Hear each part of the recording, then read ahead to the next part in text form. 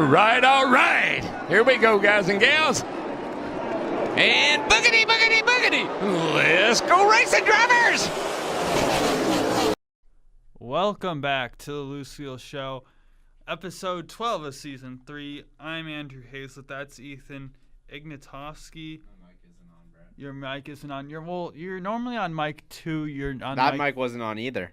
Yes, it was. I've been sitting here for the past, I don't even know how many shows. You don't get excuses, bro. You used to be always on mic 2. And you changed Womp it on womp. me. Womp womp. And Womp womp. do you want me to remove your speaking privileges again, Ethan? Speaking privileges is crazy. I literally co-host this show, bro. Well, Anyway, welcome everyone. Welcome.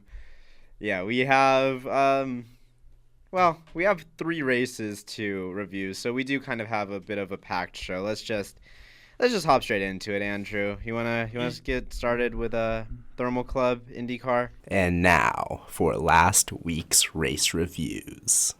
What happened during that? I would love that to. extremely exciting race. Ethan, you didn't expect to hear this just on the show today, but give me a second. The word thermal. Give me a minute here, because I had This guy coming on the show unprepared. I did my wasting- research, but wasting here's the air thing: time. is that I must have closed the wrong tab here, and we're having problems. As Again, we're like 2 minutes into the show. Andrew's already giving multiple excuses for multiple different things. It's gonna be that type of show, ladies and gentlemen. We're pulling it up here. Is that the word thermal, Ethan Ignatowski? Yep. It originated from the Greek word therme, meaning heat. Heat. And boy, Ethan, I am heated about that race. All that for a bad pun. No, that was a good pun. I will stand on that. Because, Ethan, Yeah. when IndyCar originally said, "Oh, we're gonna have the All-Star race for thermal," I was fine because it added another race as a non-exhibition, as an exhibition, a non-points event, and I said, "Okay, Yeah. that's fine." I don't remember what I didn't- said when we first were talking about thermal a year ago as a exhibition race, but I'm pretty sure I was negative on it because, like, why are we racing? For those that don't know, the thermal racetrack is at the Thermal Club, which is a country club, but unlike your Golfing country club, yeah, it unlike has your race standard cars and a racetrack. Yeah, unlike your standard country club where there are golf courses, this country club has a racetrack.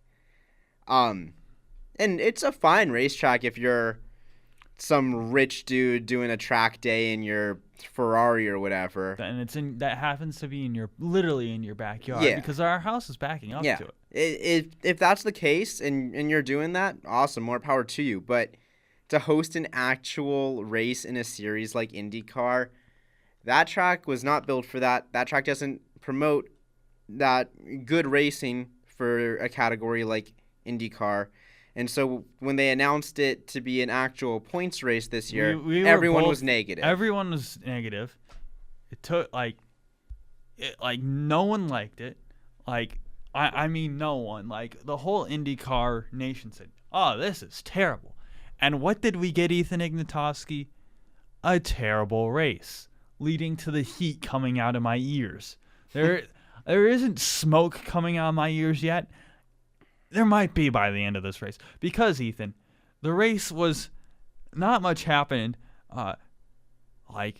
There was, the most important, one of the highlights of the race happened before the green flag fell. One of the most important things, wow, a car hit another car and caused that car to spin before the green flag. Weren't you just saying last week or 2 weeks ago that formation lap cautions and pre-race cautions are embarrassing and don't happen? They are still embarrassing, but they do happen. They definitely do happen, Andrew. They should happen less than they do. But wow. That's true. Devlin Obviously. DeFrancesco spun Scott McLaughlin, ruined both of their races. McLaughlin came up to DeFrancesco after the race. But let me run through this real quick. Pato O'Ward was on pole. He led for the majority of the race. Then we had Callum Ilott jumping a car on lap 1. Green flag pit stops. Marcus Ericsson had a spun. And then a circuit breaker broke at the track. And that caused the Fox broadcast to go out, the onboards that were on IndyCar's lap to go out, timing and scoring to grow out. Wow! Who could have thought that a desert racetrack in the middle of nowhere, California, would have issues broadcasting a race? Wow! Wow. So we lost about 10 laps of media. Granted, nothing happened in the 10 laps. Connor Daly passed someone allegedly for like 16th. Wow, we had a pass for 16th. Wow, I'm losing my mind slowly here. Anyway, I think it's already lost, dude. I think it is completely lost. I probably lost all this my mind during the race because it was that bad. And then we had 2 more rounds of green flag pit stops, and then Colo was 19 seconds back, or maybe not 19, but he was a ways back. And then he caught past the 7, because he was third at that point behind the 5 and the 7. He passed the 7 of Lundgaard with 17 laps to go with 9 seconds back. A broadcast saying, "Oh, we think he might be able to catch him with about 2 laps to go," but no, he caught him with 10 to go and then passed him right away. Palou passed Pato, and then Palou wound up winning by 9 seconds. Wasn't even a good race. We did have a cool battle with Palou and Lundgaard. That was a pretty awesome battle. I saw that. That was honestly some insane racing, but besides that, yeah, boring. So that was the podium. And this is the first race season since the 2020 Harvest Grand Prix Race 2, which is at Indianapolis Road Course, without caution. And it was boring. It was awful. Terrible. 3 out of 10 race for me. Terrible. The race was so bad. When it cut away to NASCAR, I'm like, wow, this NASCAR race is more enjoyable, and I don't want to be watching it right now because I'm trying to watch the IndyCar race because the IndyCar race has less commercials. And you can fast forward through the NASCAR commercials. So yeah, I thoroughly enjoyed the IndyCar race, and IndyCar, Fox, as a whole. Well, one thing I will say, Fox, that I will give them credit for is the fact that they got rid of the cartoons, actually had their faces, which was an improvement. Good job, Fox. I don't care what you say, Ethan. I don't care what you say, Andrew. L. That of all the takes you've had on this show, I'm giving you the chicken award. That might be the worst take. Nah, I'm giving you the chicken award for that, bro. That's put the fries in the bag. No, I will say for IndyCar, you whoever greenlit this race, you get this race as a whole gets the chicken award. I'm squeezing this thing to just get All right, you can stop now. Yeah, that's good. I mean, that race was, it was bad. If in IndyCar, you've got Sonoma, you've got Watkins Glen, you've got Circuit of the Americas, you've got Texas, you've got Lime Rock, you've got NOLA, you've got Willow Springs even. There's plenty of bajillion tracks that you can go to. Don't go back to Thermal Club, or you'll get the chicken award again. I would be enraged if IndyCar goes back to thermal. I am heated now. I would be enraged if they go back to thermal. No ifs, ands, or buts. It isn't going to work. There are other layouts that you could try at thermal. Let's But- not though. Let's not. If we go back to that area, let's run at the airport next door. That would be the best option. No. And I forgot to mention in all this, Oh my god. one of the great things about thermal, Ethan, is that it's a country club, meaning there's no grandstands for spectators. Uh-huh. So you can't even sell tickets and make money that way. Yeah. Anyway, let's go into some happier news. Homestead, Miami, NASCAR. Bowman had the pole, had a great race by the way, kind of spoiling it too. But then eventually Blaney took over. He led a lot. Then we had green flag pit stops. Our first cycle of the season, 6 races in, for a full green flag pit stop cycle. Christopher Bell had a spin. Blaney held the lead on caution stops and won stage 1 eventually. Stage 2, Bowman first out on pit road. And then on pit road, you had Barry and Logano spin, and then Hocevar stayed out. Because what he did, because the caution was just 6 laps before, he ran 6 seconds off the pace, saving his tires. And that was a good strategy call by 7017. Good job by them. But eventually, I think it worked out in the end is that they gained spots. But Bowman led, event got past Hocevar. Then Blaney led. Then we had a green flag pit stop cycle. Daniel Suarez spun entering pit road. For whatever reason, Homestead, Miami seems like a tough pit road to get to. And you've had Kyle Larson just destroying the sand barrels there in the past. Garrett Smithley spun out there in the Xfinity Series not too long ago, which led to the great moment of Rick Allen saying on the broadcast because Garrett Smith was in the 0 car, Rick Allen said, "Anything plus 0 is still 0, Steve." That I'm not a journalist. So that means I'm not good at math. But I know You said I'm not a journalist. I'm a journalist, so I'm not good at math. There we go. I'm not good at speaking either, apparently. Happens to the best of us. I know that math is wrong. So anyway, after the green flag pit stop cycle, Hamlin led and won stage 2. Stage 3, Larson got the lead on pit road. Bubba Wallace led, and Ryan Blaney, for the second time in 3 weeks, his engine exploded. That's an issue for that team, is that 2 engines, 3 weeks, not a good sign. Engines exploding is normally bad news. Yeah. One is might be a freak accident. 2 is you might not be good, because in those, I think,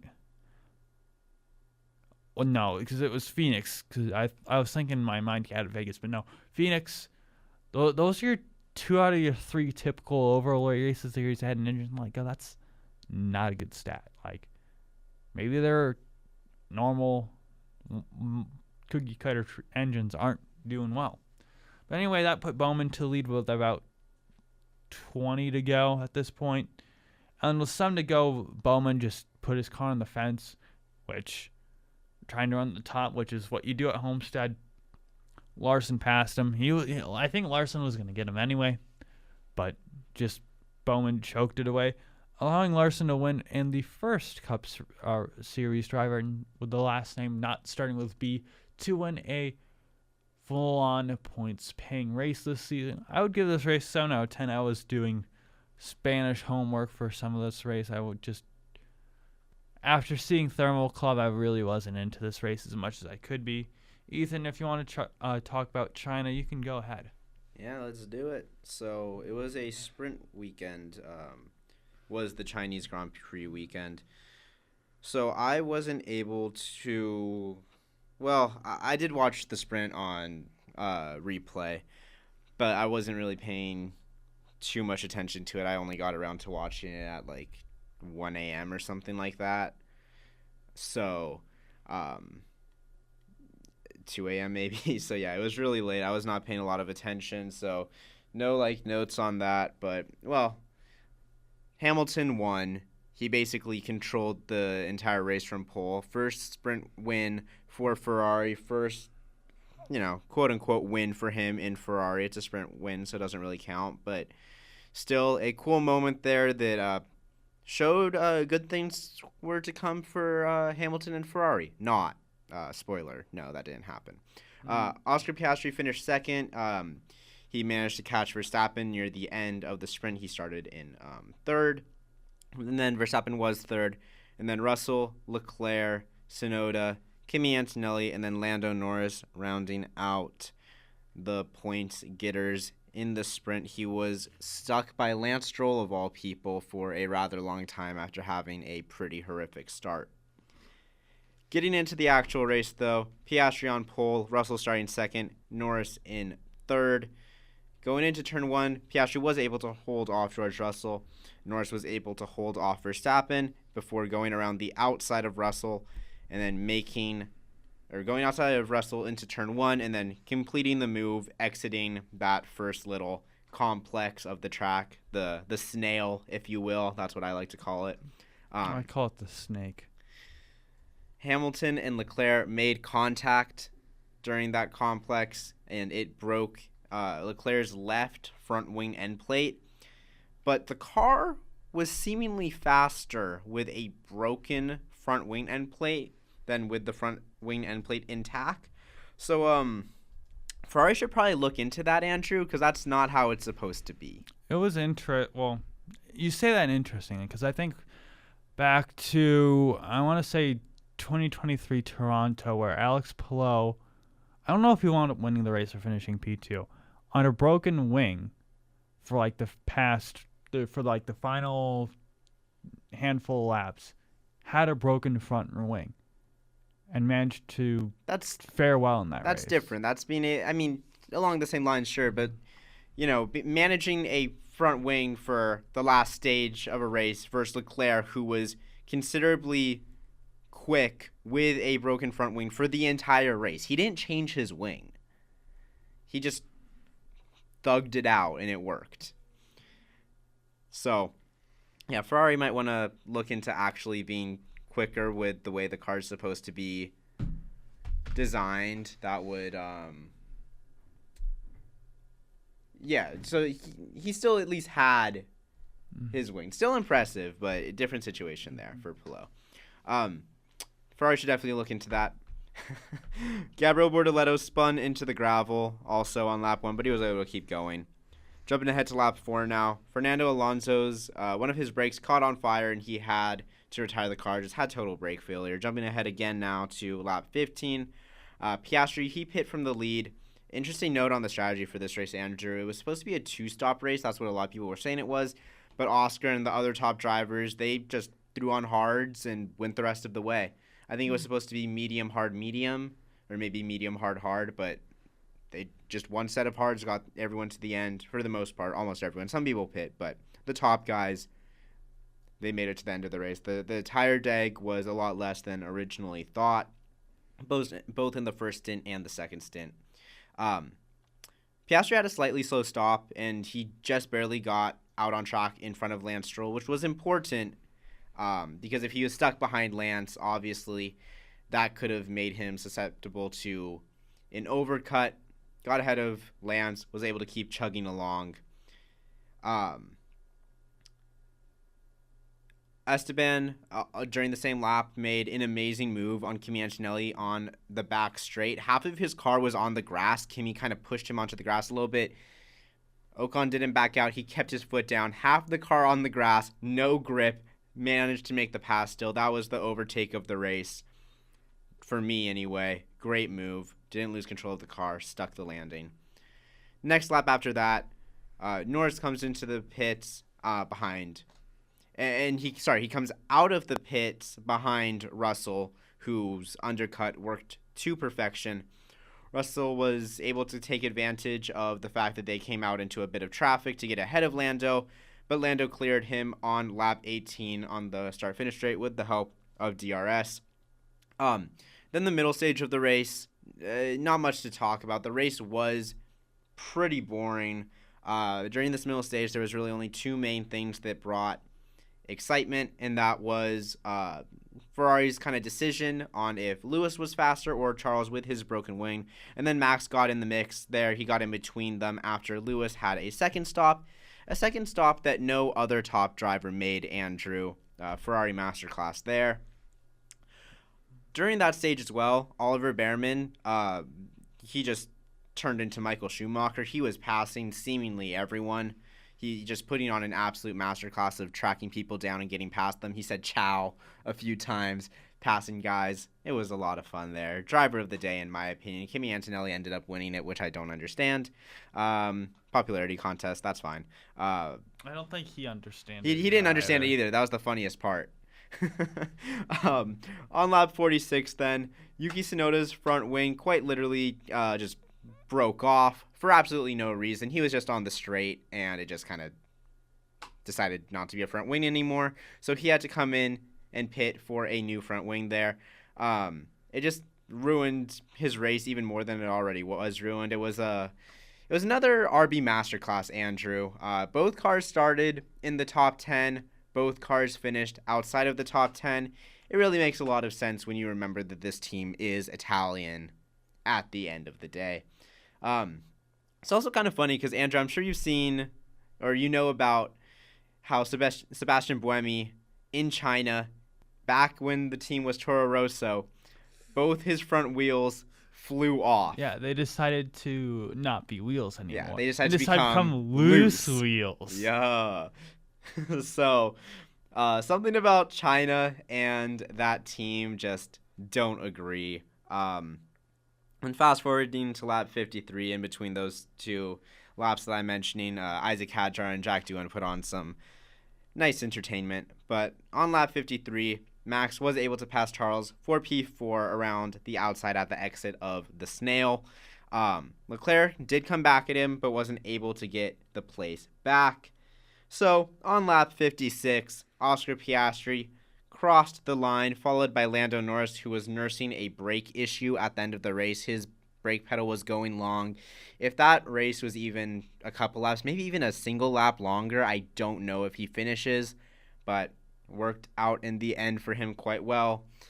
And then George Russell, once again, squeaky clean drive for the most part, finishing P3.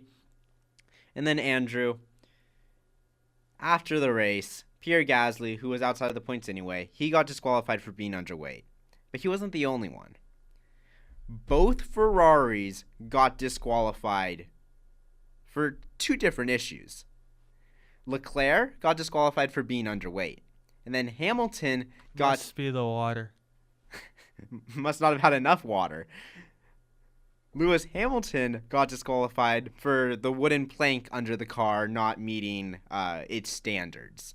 So, both of them got disqualified. Double disqualification for Ferrari. Both of them were in the points, solid points. Not, an amazing race, but solid points out the window because both teams got disqualified, or both cars got disqualified.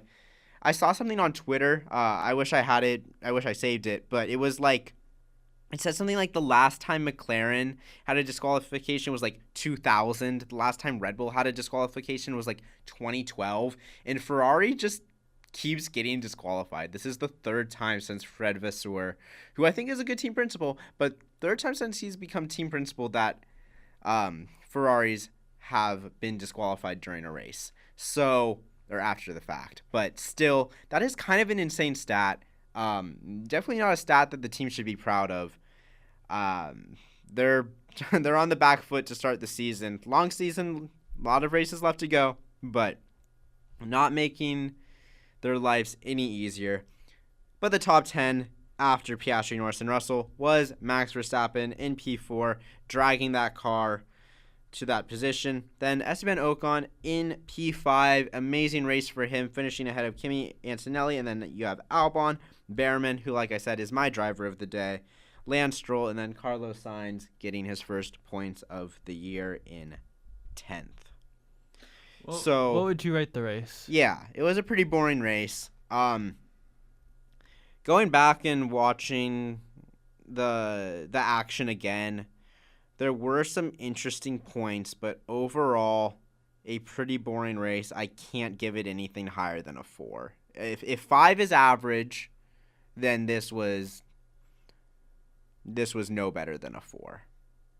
If 5 is average, because you see, you gave Thermal a 3, but you also acted like that was the worst race of all time. So I can't give it like a 3.5 because China was nowhere near as bad as Thermal, but a 4 feels too close to average for me to give China. I'll say 3.8. Okay. 3.8. I might have been too generous with my 3. I think you were.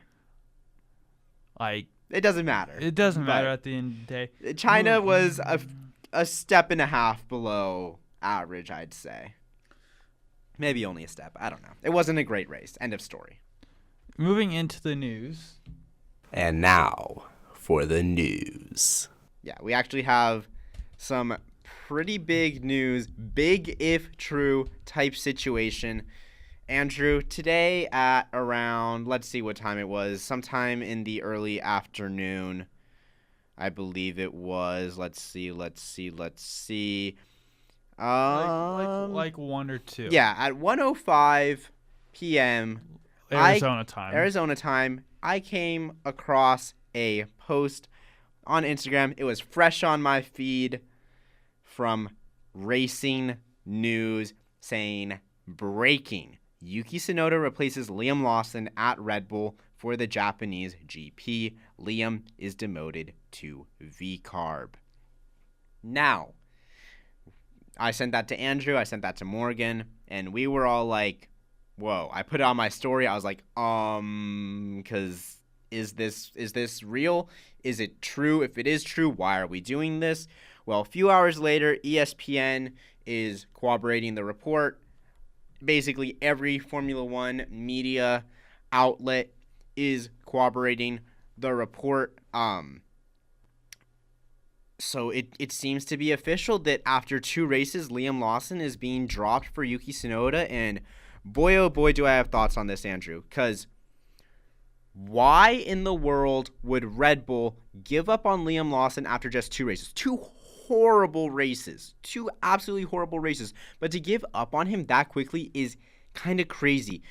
You're going to Japan, a place where he knows the track because he's raced Super Formula. He knows the track. It's a place where he can maybe get his confidence back. And it's only 2 races. People have bad streaks of 2 races, Andrew, and they're dropping him because of 2 bad races. The desperation is crazy. And not only that, Yuki Tsunoda, Yuki Tsunoda should have been in the Red Bull in the first place.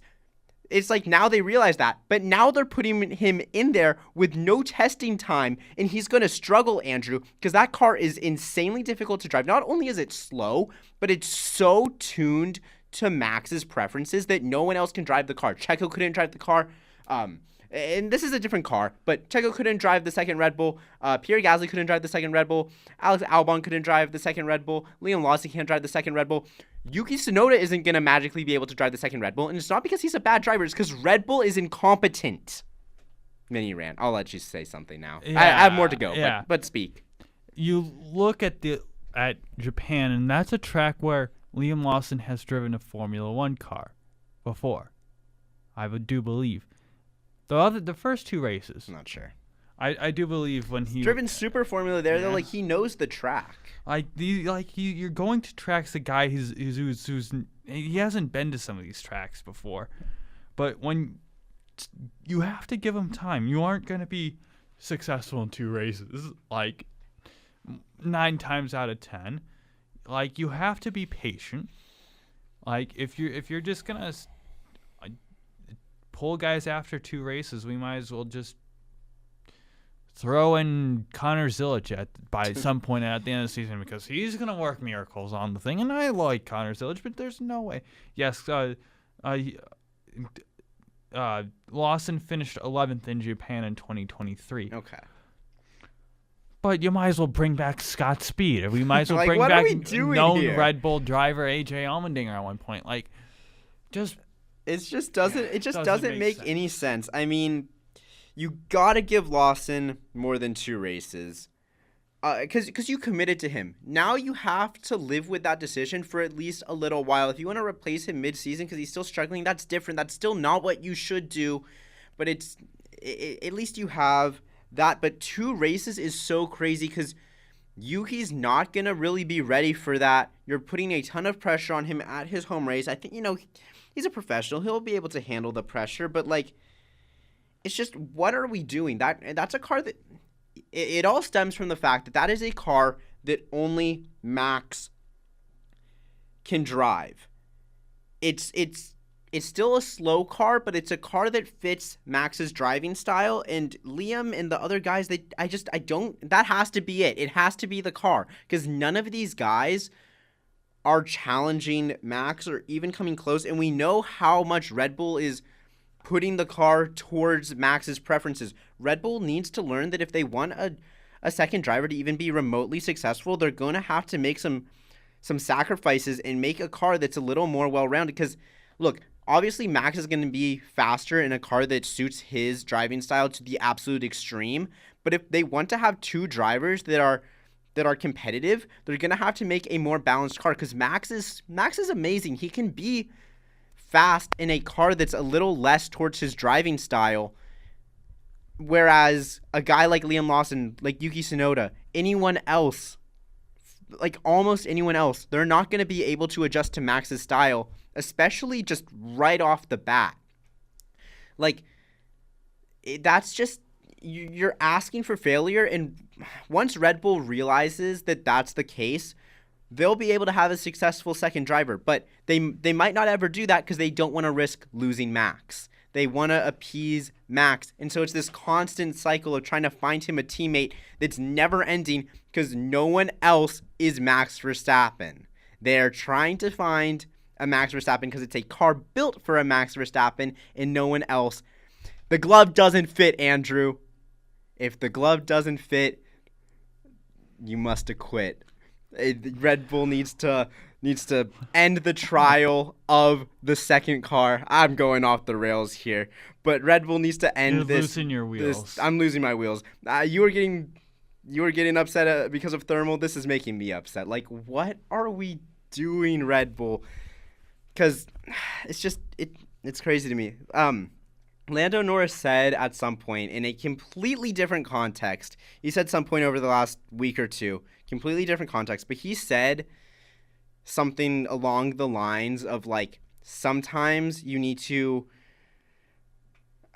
I don't remember exactly what he said. It was you have to be able to be fast in a car that doesn't suit your driving style. He said that was something that he was trying to adapt to.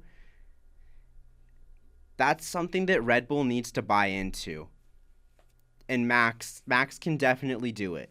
If Lando Norris can do it, and I'm a big Lando supporter, if Lando can do it, Max Verstappen can 110% do it. You know what I mean? It doesn't need to be as extreme as it is, but it's Red Bull. They're gonna make it extreme. Let me ask you a question, Andrew. I'll give you an answer. What happens if Liam instantly hops in that RB and is faster than Yuki is in the Red Bull? Then is that the definitive answer? Because I feel like we've had the definitive answer 20 times already. When do we just think wow, that second Red Bull seat is not good? And look, this news still isn't technically confirmed. It's still not technically official. But it's expected. Everyone is reporting it. It is highly expected to happen. And I honestly can't think of a worse move for Yuki Tsunoda's career. Because Red Bull will be able to cast him aside after this season, where Liam Lawson and Isaac Hadjar will be able to be in the family still. You can give Liam another chance. You give Hadjar another chance, something like that, or a first chance. I didn't even talk about Hadjar. This is going to affect Hadjar too, because he's going to be – the teammate dynamic with Lawson's going to be a lot worse for Hadjar than it is going to be with Yuki. It's going to be a lot more contentious with Liam. I can promise you that. This move is bad for Yuki though, because if it could be good if he's fast, but I just can't expect him to be fast given the history of that second seat. You know what I mean? Mhm. Like, this is a death sentence on Yuki's career because he has no real options going into next season. Like, you look at the possible seats, like, where could he go? Maybe that Cadillac seat. Maybe something opens up at Austin Martin in 27 because of that Honda connection, and Alonso may be retiring after 26.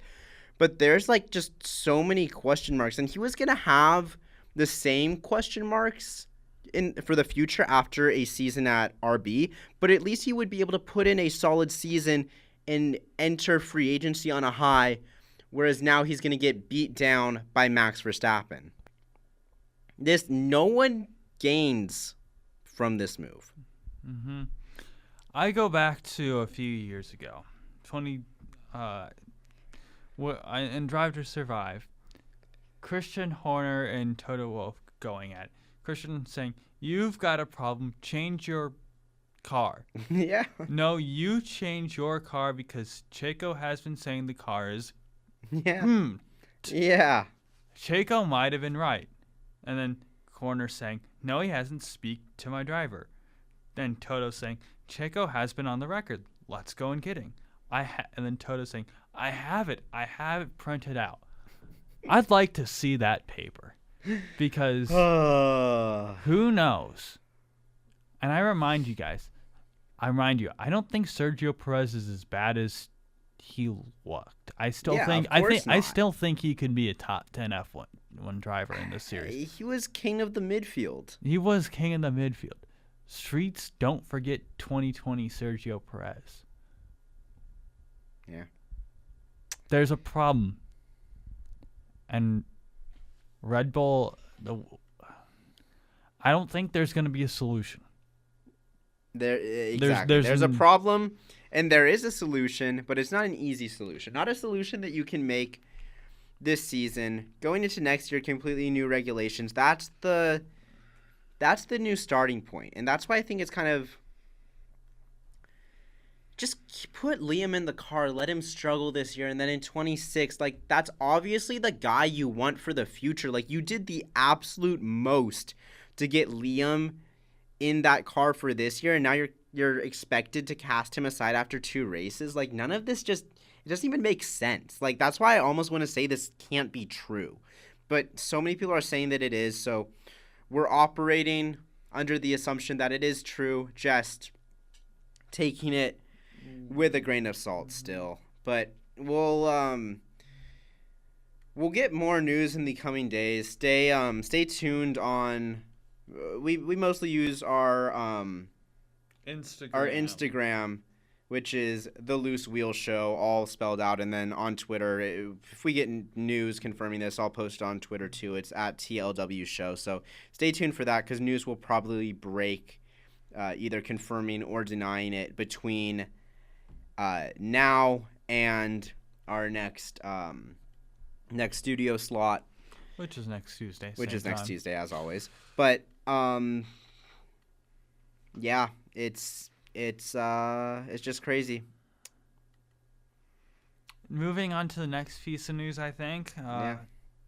Some good news, I think. Some at least better news, interesting news. Formula One could be going back to V10 engines as early as 2028. Now, it's been a while since F1 has had V10s. I think Fernando Alonso is the only driver on the grid to have raced with V10s. But it's an interesting proposition, and it could happen as early as 2028. ESPN's Lawrence Edmondson is reporting. Apparently, Mohammed Ben Sulayem, everyone's favorite, has proposed the idea of a V10 running on sustainable fuel instead of the V6 turbo hybrid. Andrew, this could a broken clock. It's right twice a day. Mohammed Ben Sulayem might have cooked here, Andrew. He might have. He might have, but who knows? It's his that idea. Well, no, it was his idea. Really? Yes. I mean, Riddle me surprised. It was someone in the FIA, and he's backing the idea at least. So I mean, it's that meme of the worst person you know makes a great point or whatever it is. That's what this is. So it's a possibility. The current plan is that the turbo hybrids are expected to become even more of a split. It's going to be a 50-50 split in 2026 onwards until or through the 2025 season. That is the current plan. That's why teams like Audi entered into Formula One, because they want to test those engines, because the trickle-down technology eventually finds its way into road cars, and that's what makes Formula One an investment in a way, an interesting proposition for some of these companies, Audi in particular, and I'll get more to Audi later. But that was the original plan. But now there's an option that just completely changes. And I think there's two ways of looking at it. From a fan interest perspective, it's 100% better. I mean, the roar of V10s, are you kidding me? Andrew, have you heard a V10 engine? No, not in person. It is. On It's videos. beautiful. It's beautiful. It blesses the ears. You want to know something that you're gonna be mad at me for? Sure. I don't like the V10 sound. I like the V8. I like the V6. I don't love the V10. It's too high. I like the low, mean growl. I don't like the high whine. That's my personal opinion. I love them all. I love a low, mean growl. I like the V10. I can't lie. I think a lot of F1 fans like the V10. A lot of Formula 1 fans, I think, would just be excited by a V10 roaring up to however many RPMs. Like, it's just an exciting proposition for a lot of F1 fans. Yeah, I do know. I like, even though I personally don't love the V10, I will say no. Majority of fans love the V10. And I like the. I don't know. I know I'm gonna get a little too off topic here.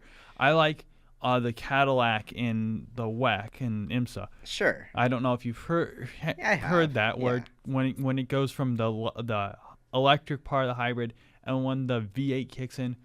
Oh wow, that's a beautiful noise. Yeah, definitely. Fair enough. But yeah, fans would love this. They would get even more excitement in Formula One. Maybe it would even make the racing better, potentially. Hard to say with that. Like, that's just purely speculation. It would make the racing more exciting with all the added noise, getting more of your senses involved, that's for sure. But on the flip side of it, you have to think about the teams, Andrew. You have to think about the manufacturers, especially Audi. Like I said, probably not a fan of it, because the way the world is going, whether we like it or not, which, spoiler alert, I don't like it, but that's a story for a different day. I mean, I'm a Formula One fan. I like cars. I think you can make the connection there.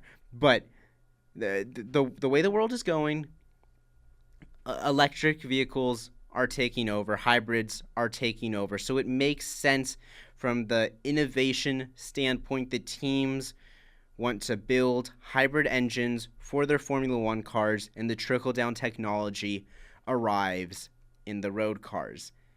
There's sustainable fuel, I think, is a great solution for the future, but the way the world is going, it doesn't seem like the solution that the world is going towards. So there's really nothing for teams to gain because of that. And Audi, in a statement to the race, basically said that the reason they came to Formula One was because of those hybrid engines, and that a V10 doesn't interest them, doesn't interest them coming into the sport. The statement said, quote, "The upcoming regulations changes, including the new hybrid power unit regulations set for the 2026 season and beyond, were a key factor in Audi's decision to enter Formula One. These power unit regulations reflect the same technological advancement that drive innovation in Audi's road cars." So there you have it, straight from the horse's mouth of a manufacturer. I don't think a lot of teams are going to be interested in this. Building a V10 just doesn't have that same kind of... It's it doesn't help the company in any way. So it doesn't have that same excitement for the manufacturers as it does for the fans. And at the end of the day, the teams are probably going to get their way, if I had to guess. I don't know how the decision would be put in place. I don't know if like the teams would be able to protest it or if it comes down to a vote. I honestly don't know how the regulation changes are decided upon. I'm pretty sure it's just the FIA says so. But if all the teams are like, no, well, then that's pretty powerful, no? So it would be difficult for Audi. It would be difficult for Cadillac. It would be difficult for Red Bull and Ford. It would be difficult for these teams. So that's the unfortunate truth of it, honestly. But this will be this is a story that doesn't end today. We're gonna have to see where it goes as time goes by. Moving over to NASCAR news now. Austin Hill has a 5-race Cup schedule on the Richard Childress Racing 33 car. Going to have Darlington, the spring race, Chicago Street Course, Daytona, Bristol, the fall race, and the Talladega fall race. Interesting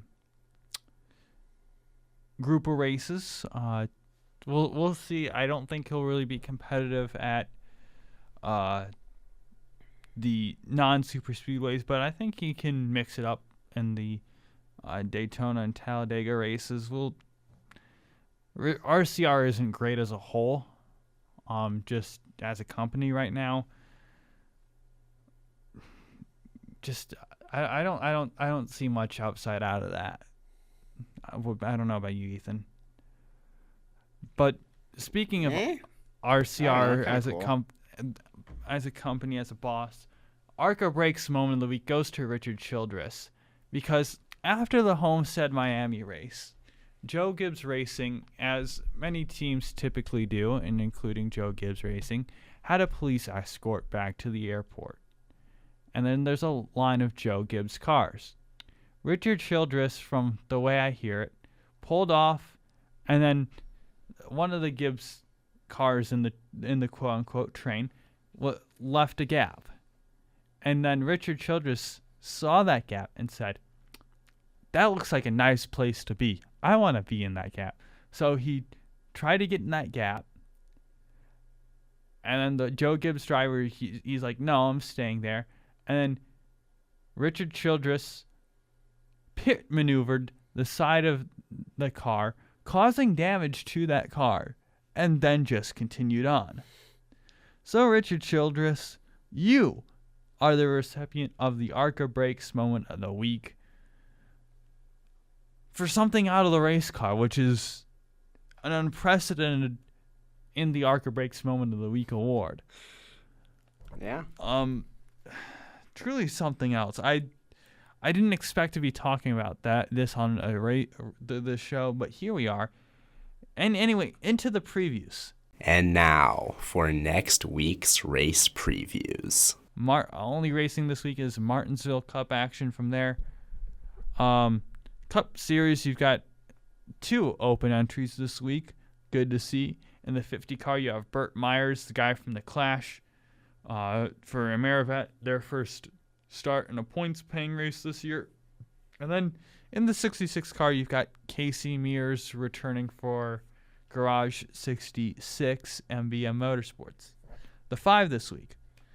My 5 are 5-time winner at Martinsville, Denny Hamlin. 2-time winner there, Ryan Blaney. 2-time winner there, William Byron. Kyle Larson, and Alex Bowman. Honorable mentions are 2-time winner there. The other winners there are Kyle Busch, 2-time winner, and another 2-time winner, Brad Keselowski, and Logano, Bell, and Elliott have all won there once. I think I like the Hendrick guys because they seem to do well there in the spring. Elliott seems a bit off this year. The rest of the Hendrick guys, 1, 2, 3 in points. Elliott 6. I'm not too concerned about that as of now, but we'll see. But we'll go into the Xfinity Series. Your drivers changing are 07 is Patrick Emmerling, Corey Day in the 17 for Hendrick, 19 is Eric Almirola for Gibbs. The number 24 for Sam Hunt is Patrick Staropoli. Unfortunately, not Patrick Star, but that's the closest we can get in terms of name-wise. But the Joey Gase cars, 35 is Greg Van Alst, 53 is Mason Maggio, 45 for Alpha Prime is Brad Perez. Garage 66 MBM gonna have Tyler Tomasi in the Xfinity car, the 66 for Copes, and the 70s Thomas Annunziata for Mike Harmon, 74 Dawson Cram, 91 for DGM Myatt Snyder. Truck Series, the two Rayum cars, the number 2 is TBA, I'm guessing might be Josh Rayum at this point. Number 22 will be Alan Waller. I don't know who he is, but he's driving. The 6 car for Norm Benning Racing is, you guessed it, Norm Benning. My goat. The Spire 3rd and 4th trucks, the 07 will be William Byron, 7 will be Corey Day. The 3rd and East truck will be Matthew Gold. The 66 truck, the 5th Thor Sport truck, will be driven by Luke Baldwin, son of former owner Tommy Baldwin and current competition director for Rick Ware Racing. The 67 truck for Freedom Racing Enterprises, teammate Spencer Boyd, will be driven by Ryan Roulette. 84 for Cook will be driven by the same Patrick Staropoli. The 90 will be driven by Justin Carroll for his family team, TC Motorsports. And that leaves us for pick points. And now for next week's race picks. Ethan. Yes. Last week, F1 Sprint China, Max beat Lando. Guess and I took 1. For the F1 podium, I got 2 points for having Lando and Oscar on the podium. Albeit in wrong spot. Wrong spot. Same thing for you. Yep. Guess had Lando and Oscar on the podium. Oscar in the right spot, but Lando did get second, so they got 3 points. Yeah, we've already said, but different scoring this year for F1, making it confusing, but hopefully a little more balanced. Because, yeah. Indy Thermal Club, we all got it right with Alex Palou. And NASCAR Truck Series last week at Homestead, we all got it right with Kyle Larson. Xfinity Series, Sam Mayer notably spun his tires on the final restart. Kyle Larson spun his tires. Sam Mayer got into the back of him. Sam Mayer was able to beat out Larson on that restart, getting you the point. But I got Kyle Larson right for the main race, getting me 5 points. So, this week, for the truck race, I'm going William Byron. I think he's undefeated at Martinsville in trucks. I could be wrong. But yeah, I do know he was in the Spire truck there at one point. He is not undefeated. That is wrong. He didn't win in either of his rookie year. The 1 year he did do trucks, he did not win there. But since then, the one race he did there won. I think he's going to be the guy to beat. I have Ty Majeski. We know that he's good on these types of tracks. I'm pretty sure he's won there. I'm pretty sure he won there. So, yeah, Ty Majeski, reigning champ. Haven't picked him so far yet this year, so I think reigning champ's going to get his first win. All right, I'm fact-checking that. He has not won at Martinsville. Really? He's won, if you look at the other short tracks, he's won at Bristol, he's won at IRP twice, he was won at Richmond, he's won at Phoenix, but I think that's the only short track at the schedule he's not won. All right, well then completing the... He also hasn't won at North Wilkesboro yet. He's finished second there once, he's finished fourth there once, so some good finishes for sure. Mm-hmm. Yeah.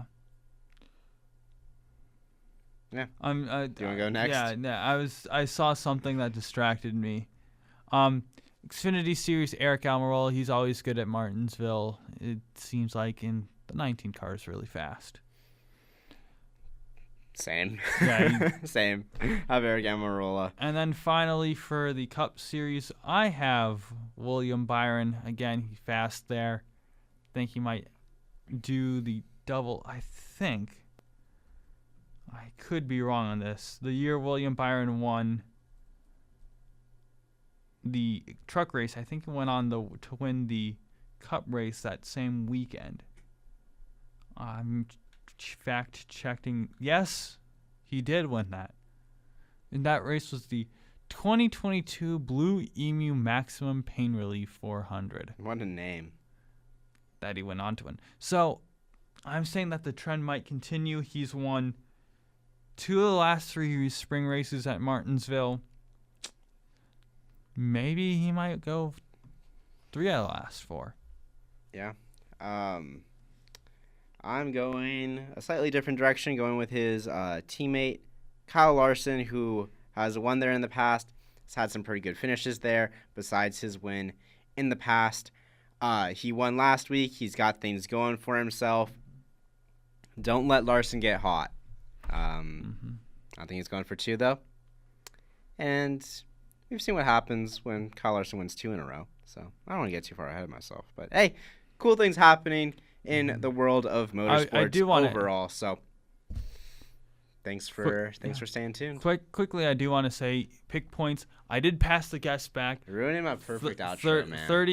39 to 38 there, but you have 61. So thank you all for listening to Loose Wheel episode 12 of season 3. I'm Andrew Hazlett. That's Ethan Ignatowski. Goodbye, wonderful people.